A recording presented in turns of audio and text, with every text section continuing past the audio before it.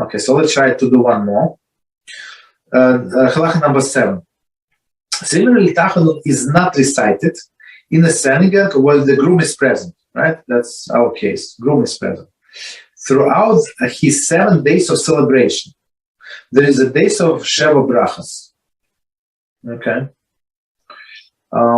Provided that either the groom or bride was not previously married. Okay, so let's see commentary. If this is the first marriage of either of the bride or groom, they celebrate full 7 days of Sheva Brachas. So meaning that's something very new for them, right? If it's even one of them, maybe she was married and divorced, and for him it's the first marriage, so we still go by 7 days. Okay, continue. So in the presence of this person, this groom, right? Of course, I care about groom in the minyan. So we don't say Tachanun for 7 days. If whether she or he married for the first time. However, a widower who married a widow has only 3 days of celebration, and after the 3rd day, Tachanun is recited. That's basically the law. Okay, continue. On the wedding day, that's interesting. On the wedding day, when the group is present in a synagogue, during the morning service, Tachanun is recited. Very interesting. So usually people don't get married in the morning. So usually like in the afternoon, closer to the night, so you can see the stars. Even if it's Sunday, nobody's in rush. So basically, proper way to do it when you see the stars, because stars, you like it's a blessing to have many children. Okay. So one more time, in the wedding day commentary, this law applies regardless of whether the groom or bride was previously married.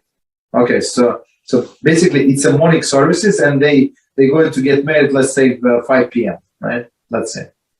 On the wedding day, when the groom is present in the synagogue, during the morning service, Tachanun is recited. Okay.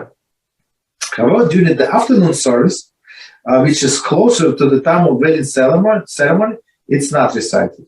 Okay, so let's read commentary and explain. See how Mishnah Berurah 131:21, who cites the custom Tachanun is not recited during the morning service on the wedding day. So I think that's more prevalent custom. I think what the Mishnah Berurah says. So okay, so basically, according to what Mishnah Berurah says, so we don't say Tachanun if there is a groom, so we don't have say Tachanun in the morning and afternoon. According to Kitzur, he goes a little stricter opinion. So he said that Tachanun is not said only on the afternoon. So and we can draw the parallel with Shabbos, right? On Shabbos morning, or Friday morning, we always say Tachanun. On Friday afternoon, the mincha doesn't matter. Even if you pray early mincha, so early mincha you can pray. I don't know, like today, days I don't know, maybe 12:40, around 1 p.m. So it's still before Shabbos, but you don't say Tachanun. Rabbi, question. Yeah, go ahead. When we say Sheva Brachas and we say 3 days, does that 3 days include the day of the wedding or the day after the wedding it starts? After the wedding. 7 separate things. Okay.